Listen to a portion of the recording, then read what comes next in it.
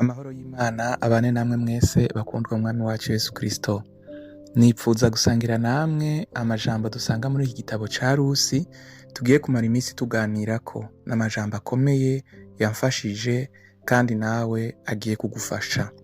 Tuzosoma iki gice ca mbere, igice ca kabiri, tubandanye n'igice ca gatatu, igice ca kane, ari naco gisozera iki gitabo.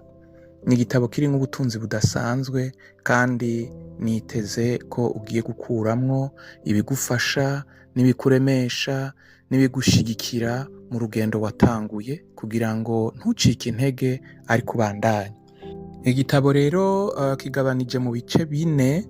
Bashoboye gutororokanya izi nyandiko za Bibiliya bakigabuye mu bice bine, bongera bakishiramwo imirongo 85.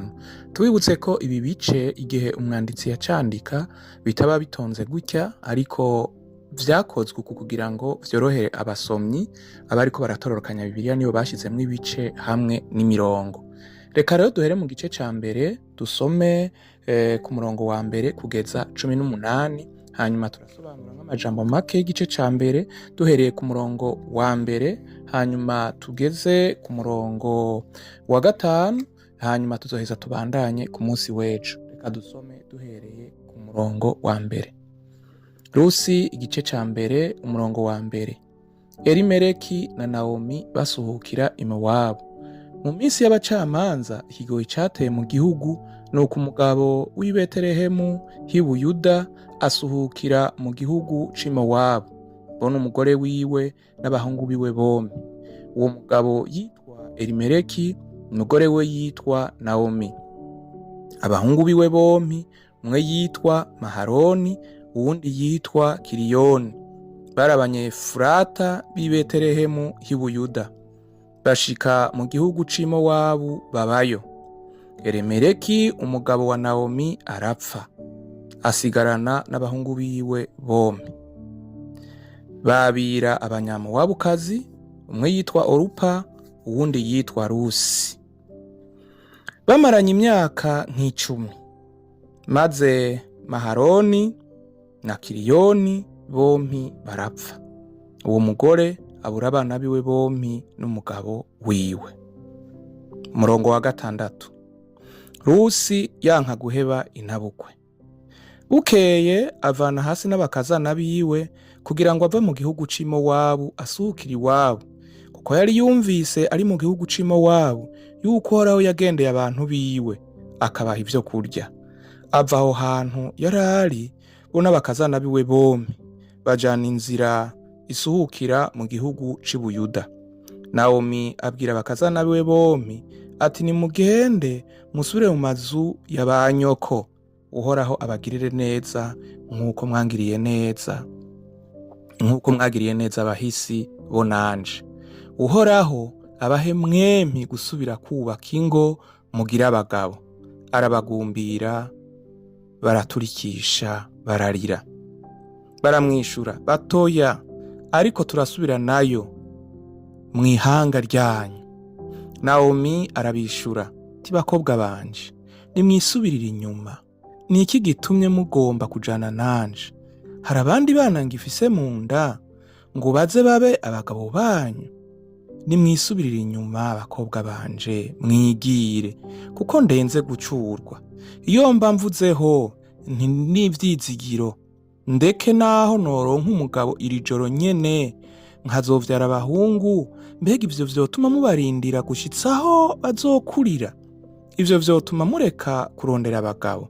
Vyoye kuba bityo bakobwa banje, kuko munteye ikigongwe, kuko ukuboko k'Uhoraho kwandamvuriye kundwanya. Barongera baraturikisha bararira. Orupa agumbira inabukwe, ariko Rusi we amugumako akaramata. Nawomi aravuga, tiraba mugenza wasubiye mu biwabo no ku mana yabo, nawe subirayo ukurikire mugenzawe. Rusi aramwishura ati, reka kunyinga kuguheba no gusubira inyuma ngo noye kugukurikira, kuko aho uzoja ariho nzoja, kandi aho uzorara ariho nzorara, ihanga ryanyu niryo rizoba ihanga ryacu, imana yawe niyo izoba imana yanje. Aho uzogwa niho nzogwa, bahampambe. Uhoraho arakabimpanira, kandi birushirije nihagira ikizontandukanya nawe atari urupfu. Nawomi abonye ko amaramaje kujana nawe, aca arahora. Nuko bompi barajana, barinda bashika i Betelehemu. Nuko rero bashitse i Betelehemu, aho mu gihugu no mu gisagara barashwa baduka. Abagore barabazanya bati, mbega uyu yoba Nawomi? Reka tugeze ngaha. Imana ibahezagire cane. Nkuko tubibonye rero, aya majambo tugiye gusoma turavugana ku murongo wa mbere kugeza ku murongo wa 5, ikindi gice tuzoca tukibandanya mu kaudiyo kazokurikira. Ku murongo wa mbere twabonye ngo mu minsi y'abacamanza ikigoyi cateye mu gihugu, nuko umugabo w'i Betelehemu h'i Buyuda aca asohokera i Mowabu n'umugore wiwe n'abahungu biwe bompi. Bene data, murabona ko ibibazo duhura mw'isi atari vy'uyu munsi. N'ubu muryango turiko turasoma wa Elimeleki na Nawomi barahuye n'ikibazo mu gihugu cabo babamwo. Ndabibutse ko Betelehemu hari ahantu hadasanzwe kandi hari hafise amasezerano adasanzwe, kuko ubuhanuzi bwavuga ko ariho hazovuka umucunguzi. Kandi iri zina Nawomi ryasiguriwe igikundiro. Ni ukuvuga naho ibintu vyari bimeze uko, ikibanza barimo cari ikibanza c'umugisha. Ariko kandi tugarutse no kuri iri zina rya Nawomi, murumva ko ari izina ry'igikundiro. Ariko twumvise inkuru yabaye, twumva umenga nta vy'igikundiro bihari, kuko ni ibyago. Aha kuri umurongo rero wa mbere twumvise inzara. Sinzi nawe ibibazo uri kuracamwo, ariko ibihe bibi birabaho, kandi ibihe bibi birashikira uwo ari we wese. Noneho ntibinateguza. Humura rero, uko biri kose Imana irahari. Ikibazo rero kiza kuba ni umurongo wa 2. Bamaze kugira ico kibazo, nuko baca bahungira ahantu hitwa i Mowabu. I Mowabu naho hari ahantu hatagira ikizira, kandi i Mowabu bari abansi cyane b'igihugu ca Isirayeli. Ngaha ahantu bagiye guhungira, ico nico kintu kibabaje kandi kitaryoshe. Mbega iyo turi mu bibazo duhungira hehe? Mbega iyo turi mu bibazo ni hehe twitura? Imana idufashe cane. Umurongo wa 2 rero watubwiye ko Elimeleki n'umugore wiwe n'abana bose baciye bagenda. Baratubwira n'amazina y'abana babo, umwe ko yitwa Maharoni, uwundi akitwa Kiriyoni. Abo bamaze kugenda na se bakava i Betelehemu bagashika mu gihugu c'i Mowabu. Umurongo wa 3 utubwira yuko Elimeleki yaciye apfa. Birababaje cane. Murumva guhunga inzara, umuntu yashikiye yihungiye agahura n'ivyago vyo gupfisha. Ntapfisha uwo ari we wese, agapfisha umukunzi wiwe, umugabo w'abana 2. Birababaje rwose. Ivyago bene data birashobora gushika, naho tuba dufise amazina adasanzwe canke ico Imana yatuvuze ko kidasanzwe, turashaka gushikirwa n'ivyago. Ariko ko tuzobandanya dukurikirana iyi nkuru, saho biherera. Imana iratugarukana mu kibanza c'iteka, naho ivyacu vyoba bisa nkaho vyayangaye. Umurongo wa 3 uratwereka ko umugabo ari we Elimeleki yapfuye.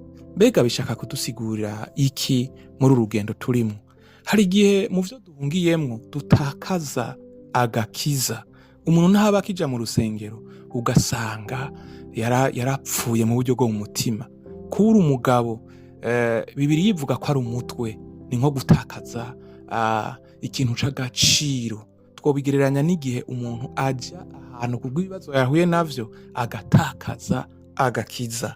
Imana idufashe cane. Umurongo wa 4 utubwira ingene b'abahungu nabo baciye bubaka urugo, hanyuma babana n'abanyamawabukazi. Babavuza amazina ko umugore umwe ariwe wa Maharoni yitwa Orupa, umugore nawe wa Kiriyoni akaba yitwa Rusi. Abo barabana bamara nk'imyaka 10.